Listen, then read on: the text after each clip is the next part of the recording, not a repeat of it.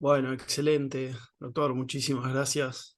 La verdad que contundente cantidad de estudios y las opciones disponibles en estos tiempos. Vamos a pasar a las preguntas que tenemos en el chat. La primera, si no me equivoco, es de Marta Otero. Marta, ¿estás por ahí?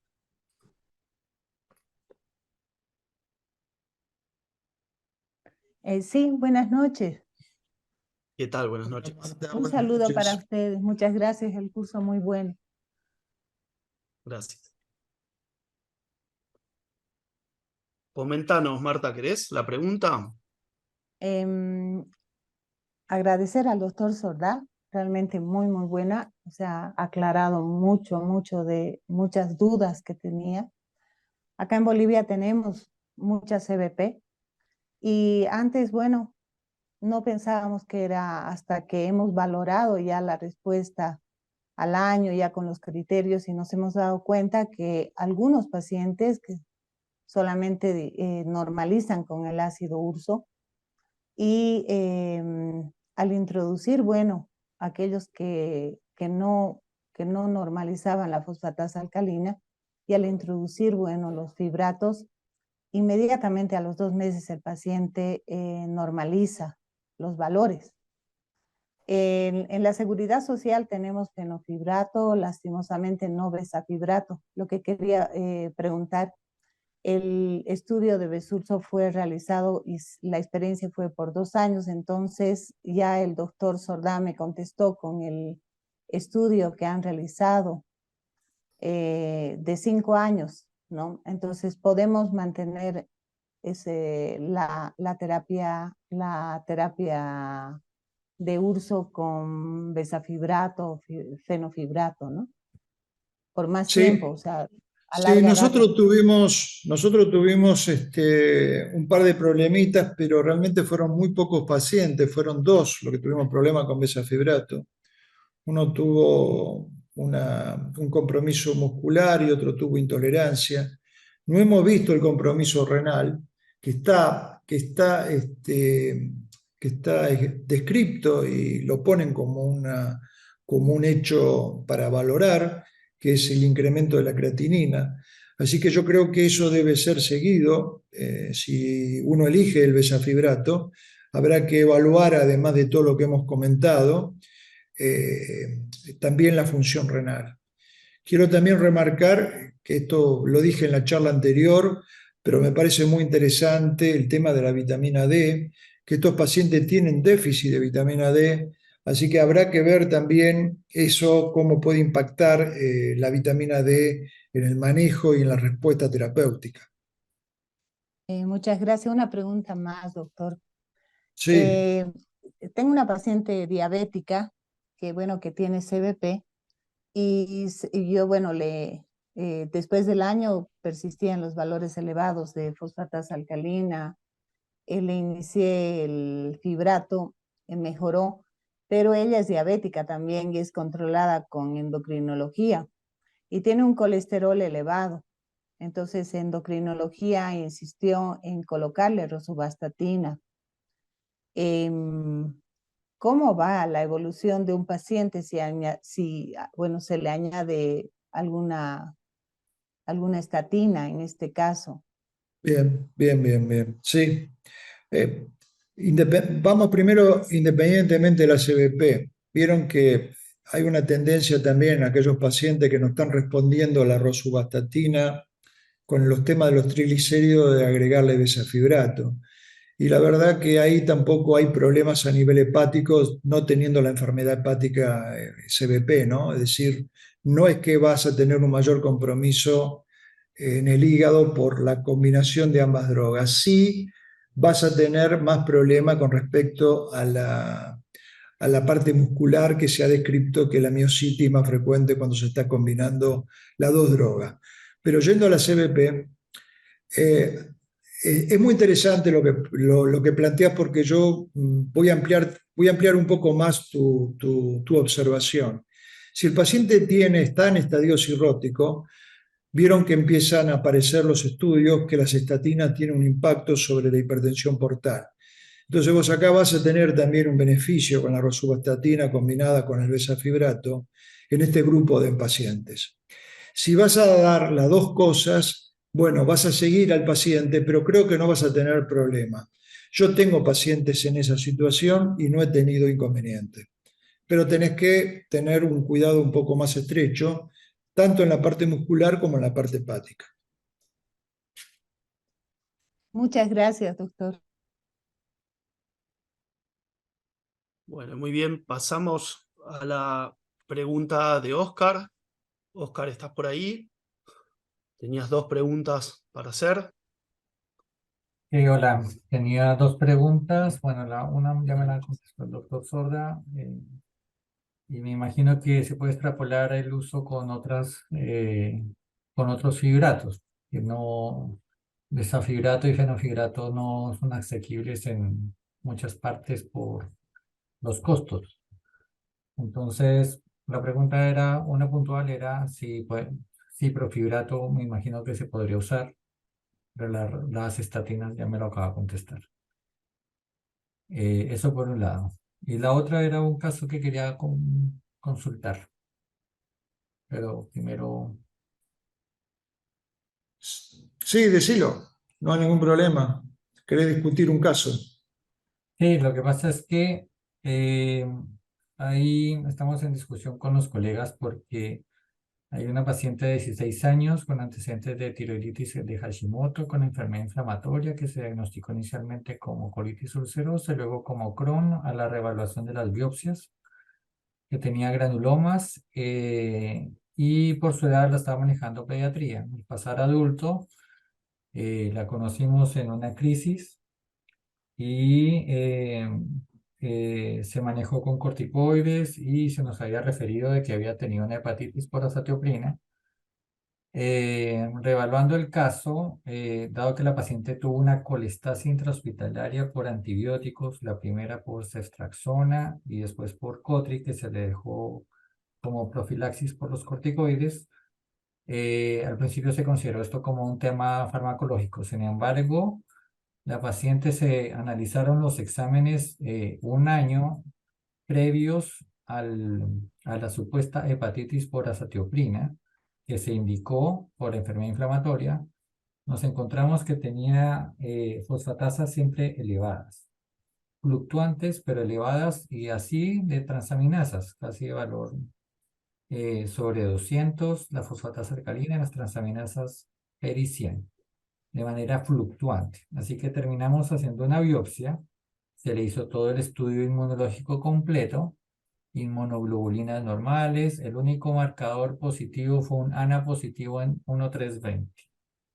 Y tenemos una biopsia que la patóloga nos dice que apoya el diagnóstico de la paciente que tiene una hepatitis crónica con actividad inflamatoria portal hasta moderada, leve actividad inflamatoria periportal y lobulillar, y nos habla de una colangitis crónica destructiva linfocitaria y fibrosis en puente etapa 3 de 4.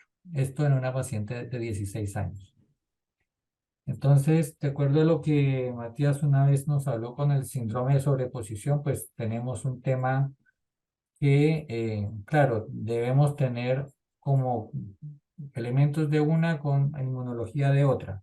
Pero esta paciente no tiene ningún marcador inmunológico. Las inmunoglobulinas son negativas, el AMA, el asma, todo negativo, anti-LKM1 negativo, el estudio inmunológico ampliado con GP210 negativo, CP100 negativo, todo es negativo, solamente tenemos un ANA positivo y rescatamos en algún momento que tuvo antes un ANCA positivo.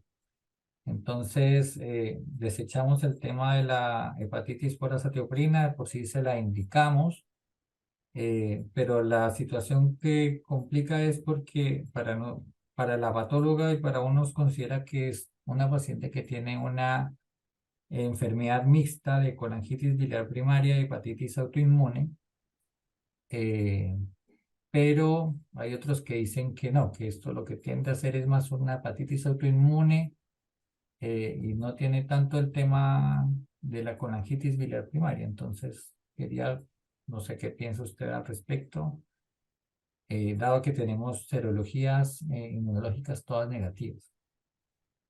Bien, Mati, y después tu opinión. No, coméntelo usted directamente, me parece. No, Aprendimos todo. te pregunto algo. ¿Tiene estudiada el árbol biliar Sí, también se le hizo con angioresonancia normal. y no tiene compromiso colónico, no tiene SEGU, no tiene colitis, no tiene nada, ¿no? No sé, por eso tiene de base una enfermedad inflamatoria que se Mm. interpretó como colitis ulcerosa, pero que revelamos el diagnóstico y tienes una enfermedad de Crohn de colon. Bueno, mira que, a ver, la enfermedad inflamatoria, si está en actividad, ya es suficiente para desencadenar compromiso hepático. Entonces hay que tener cuidado en interpretar que no está respondiendo bien a la medicación o la enfermedad de base que tiene la, la paciente, que probablemente sea un autoinmune, y que esto esté no respondiendo bien por la actividad del Crohn. Esto suele ocurrir no solamente con el Crohn o con otra enfermedad inflamatoria, sino también con otras enfermedades autoinmunes asociadas con la autoinmune, que termina a veces interpretándose que no está respondiendo cuando en realidad está la otra enfermedad jugando aquí un papel de villano, ¿no? No sé si no deberías hacer una nueva biopsia y encontrarnos a ver qué está pasando con esta posición, con esta nueva introducción de la inmunosupresión a nivel hepático, para ver cómo está respondiendo. Por otra parte, colocarle ácido dulce isocicólico a esta paciente no le va a traer muchos problemas. Por lo tanto, le podrías agregar y ver cómo responde. Si tiene un overlap o no lo tiene el overlap, no va a cambiar mucho el approach terapéutico que vas a hacer, porque acá muchas alternativas tampoco tenés. Estás con la inmunosupresión, que ya la está recibiendo, y quedaría por agregar el ácido urso desocicólico. Lo podrías agregar y ver cómo evoluciona. Ya, perfecto. Y con respecto a la charla de Matías, o sea, porque esta paciente precisamente lo más llamativo es que ningún anticuerpo es positivo salvo el ANA. Entonces, también eso, pues, te tiende a confundir un poco si realmente estamos en ese overlap. Yo sé que la verdad que nosotros nos tiramos por el tema de agregarle el ácido urso, porque vimos la respuesta bioquímica, se normalizó la fosfatasa, las transaminasas, se usó la satioprina en dosis para enfermedad de Crohn, no para enfermedad de hepatitis, pero obviamente todo va mejor, pero la disyuntiva es, claro, le vamos a dar un año, vamos a quitar el ácido urso, o realmente, ¿qué hacemos? Porque lo que preocupaba a uno era que nos hablan de una colangitis destructiva linfocitaria y que tenía fibrosis en puente en etapa 3 de 4. Entonces ahí preocupaba que para ser tan joven ya mucha inflamación hepática. Oscar, Oscar, ¿de cuándo es la primera biopsia? No, es que esta es la única porque como nosotros, como al principio, el equipo de pediatría la interpretó como una hepatitis por azatioprina, entonces suspendieron azatioprina y manejaron su enfermedad inflamatoria por Crohn. Y nosotros la conocimos por el tema de el brote de la enfermedad inflamatoria y ahí nos encontramos con todo este tema de la enfermedad hepática que no estaba diagnosticada ni Oscar, manejada. lo más probable es que tenga una hepatitis autoinmune asociada, por la edad de aparición, por la asociación con la enfermedad inflamatoria. Es decir, ese debería ser el approach que tiene. Aquí, si está en estadio ya cirrótico o presirrótico, lo ha hecho porque tiene una enfermedad autoinmune metida en el hígado, si no, no tendría la fibrosis que tiene. Así que lo más probable es que tenga ese cuadro. Por eso te preguntaba de cuándo es la primera biopsia. Recibió corticoides ella, supongo. Claro, entonces eso también mejora la colestasia también. Claro, claro, claro. Vos tenés acá fenotipos de colestasis en hepatitis autoinmune. Hay tres fenotipos que pueden darse.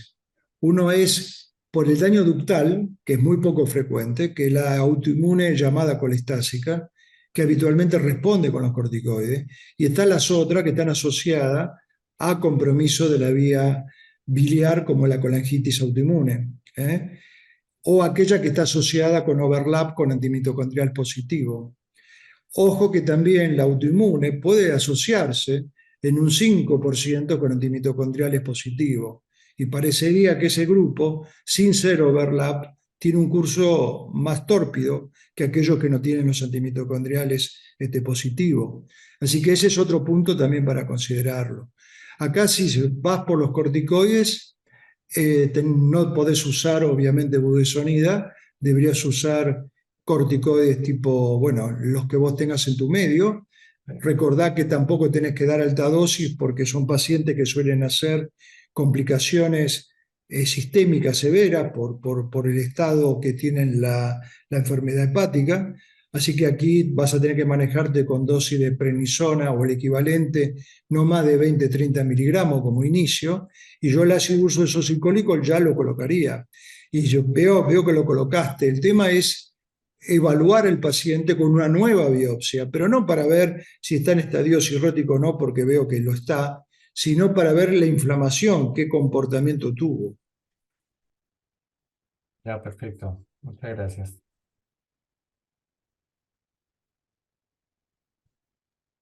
Muy bien. Y quedaba de Oscar el uso de otros fibratos, ¿no? Esa era una pregunta que quedó pendiente. En ese caso, volviendo a algo que mencionaba el doctor en la presentación, ahí no tenemos que considerar a todos los fibratos de la misma manera, ¿no? Tienen distintas isoformas y potencias de acción, actúan sobre distintas isoformas de PPR, entonces el único que tiene acción, que es acción sobre todas las isoformas, es el besafibrato, ¿no es cierto? Con una acción quizás un poco más potente. Pero bueno, eso como para mencionar algo. Hay algunos, los más utilizados hasta ahora, el besafibrato y el fenofibrato, históricamente, y están en desarrollo muchos otros. La verdad que con el ciprofibrato yo por lo menos no tengo ningún paciente que hayamos visto, ¿no? No sé, el doctor. No, claro, pero quiero remarcar que cuando lean los estudios, hay estudios que no están bien diseñados y que ponen pacientes tratados con fibratos y ponen tanto de fenofibrato y tanto de besafibrato en ese grupo, y eso no debe ser considerado así, ¿no? Es decir, son moléculas, como bien recalcás, que son distintas, así que no debe ser comparado en forma conjunta. Nosotros nos inclinamos por el besafibrato por esa toxicidad que fue descrita con el fenofibrato. En la verdad que los trabajos tampoco demuestran que el fenofibrato desencadene este tipo de problemas, pero por la descripción que hay de la potencialidad de producir DILI y hepatitis autoinmune por DILI, incluso, bueno, toxicidad productora de colestasis, el fenofibrato nosotros no lo hemos utilizado, pero es una herramienta para considerar porque los grupos lo han empleado y han tenido muy buenos resultados también. Totalmente. Muy bien. Vamos con la pregunta de Joyce y después seguimos con Harley, porque me parece muy interesante. Uniendo esto que planteábamos recién en la discusión, Joyce, si querés hacer comentario, pregunta: ¿qué tan frecuente es la colestasis aguda y la hepatitis aguda por fibratos? ¿Y qué otro agente que no sea el obeticólico tendríamos? Bueno, el obeticólico no lo tenemos. Acá la única alternativa que está en nuestro medio son los fibratos. Y Sí. como dije, en aquellos casos que uno tenga hepatitis interfase, por eso acá de nuevo volvemos a recuperar la biopsia hepática como una herramienta muy importante en el momento del diagnóstico. Porque tal vez un subgrupo, como marqué en la diapositiva, se pueda beneficiar con los corticoides, y especialmente si estamos en estadio temprano de la enfermedad. La toxicidad por fibrato es bajísima. Para que ustedes tengan una idea, por besafibrato por lo menos, los primeros reportes sobre los pacientes con dilipidemia, que ahí está para interpretar realmente la toxicidad de la droga, bueno, de 15.000, la toxicidad por compromiso hepático fue mínima. Tampoco generó litiasis, que era otro de los problemas que siempre se pensaba de los fibratos, que podían producir litiasis vesicular. Y encima nosotros, como los hemos combinado, probablemente esa potencialidad litogénica que tenga la droga sea disminuida por el ácido del urso desoxicólico. Así que por ese lado, por el punto de vista hepático, el besafibrato la verdad que lo alejo mucho para la toxicidad hepática. El fenofibrato, yo no he visto toxicidad por fenofibrato. Es decir, uno ve pacientes por toxicidad, uno no lo usa el fenofibrato, pero el fenofibrato es ampliamente usado. Y yo no he visto toxicidad, así que creo que es muy baja. Me parece que lo que hay que sí considerar es lo que remarcamos, que es el compromiso muscular y el compromiso renal. El compromiso muscular tenemos la ventaja que lo dice el paciente, pero el compromiso renal lo tenemos que ir a buscar.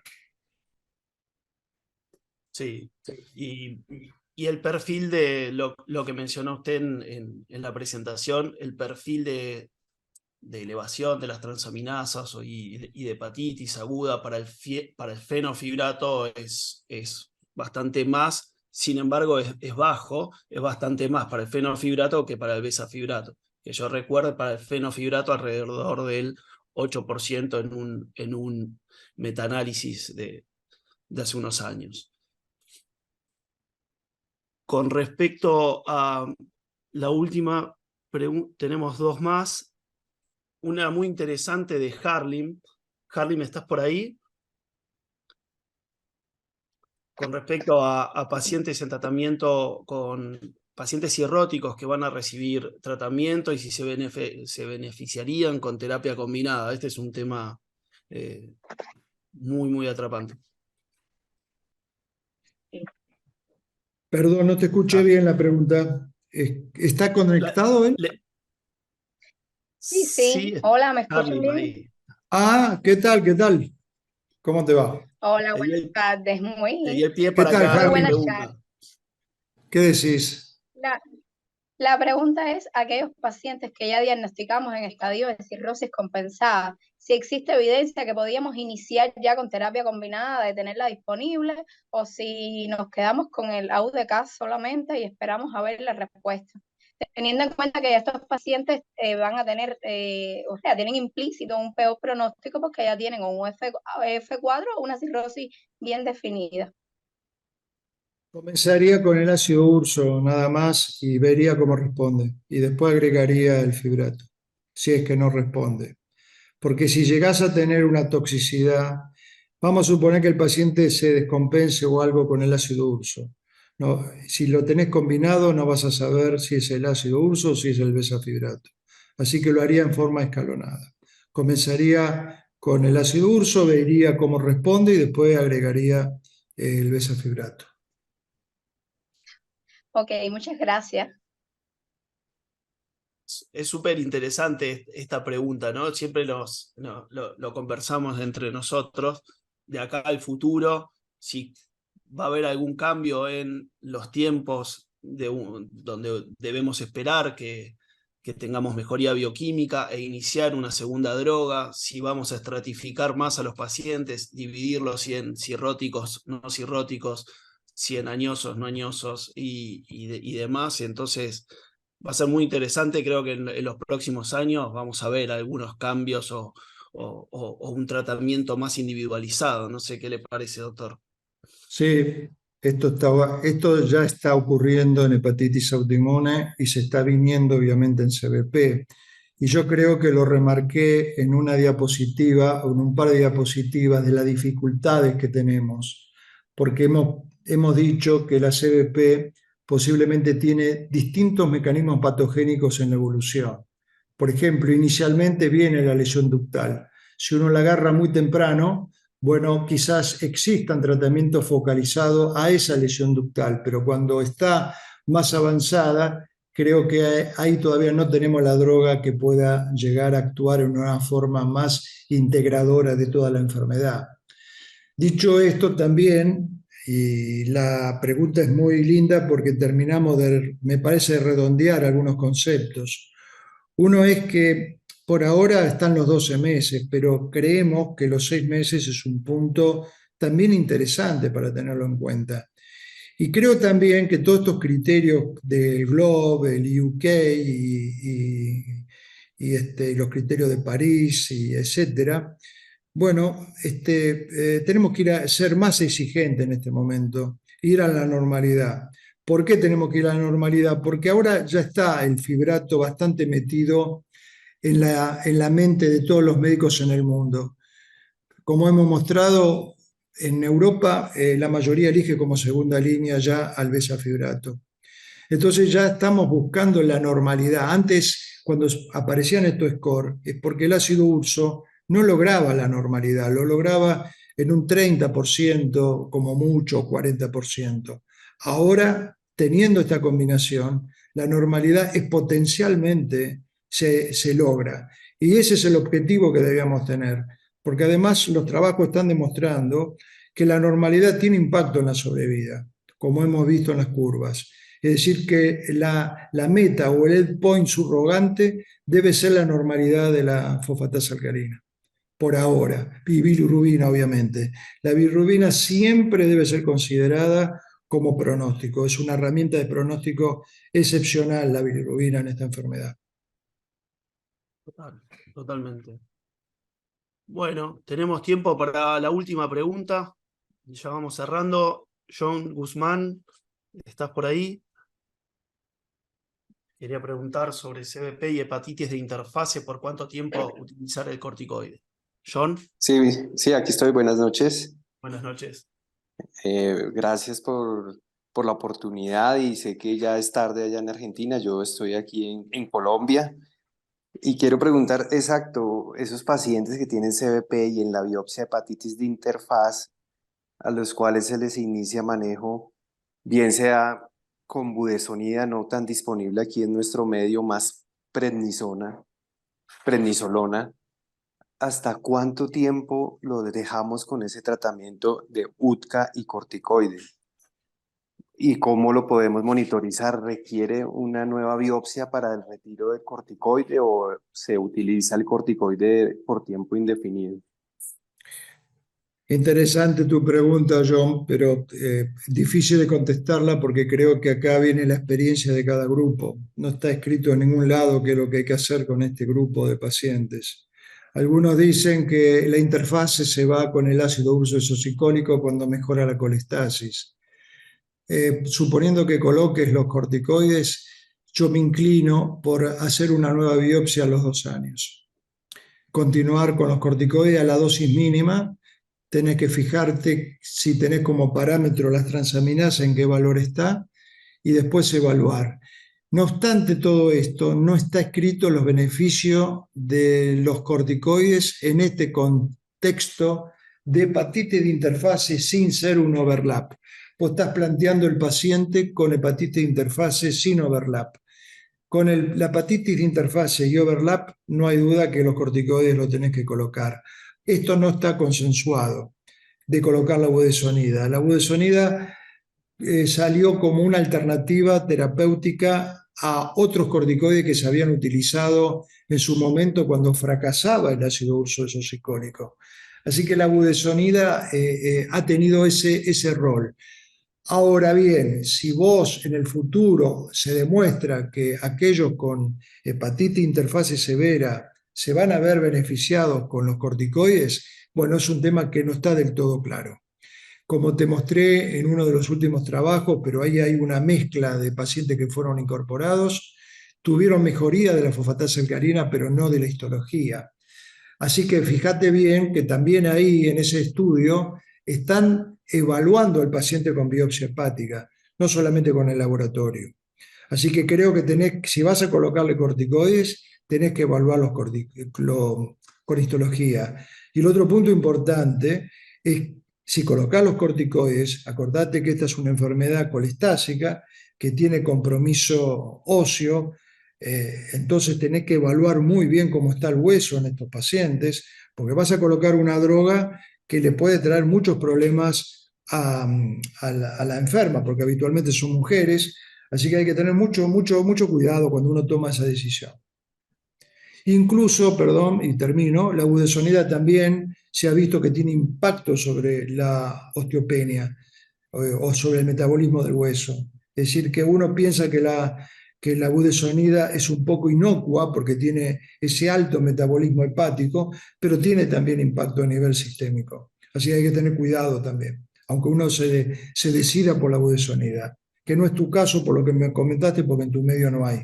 Pero para aquellos que están escuchando, la budesonida también tiene sus efectos adversos. De acuerdo, muchas gracias, doc. Bueno, excelente. Nos deja a todos pensando lo artesanal que es el manejo de estas patologías y lo individualizado que se pone estos tratamientos en ciertos casos, así que la verdad que siempre resulta atrapante y lo que más nos gusta es discutirlos acá con todos ustedes. Doctor, muchísimas gracias por la presentación. Si le parece, Gracias a ustedes por escucharnos y por participar, y espero que haya sido todo de utilidad. nos vamos a ver el partido entonces. Saludos a todos. Chau, chau. Saludos. Hasta la semana que viene. Chau, chau. Chao.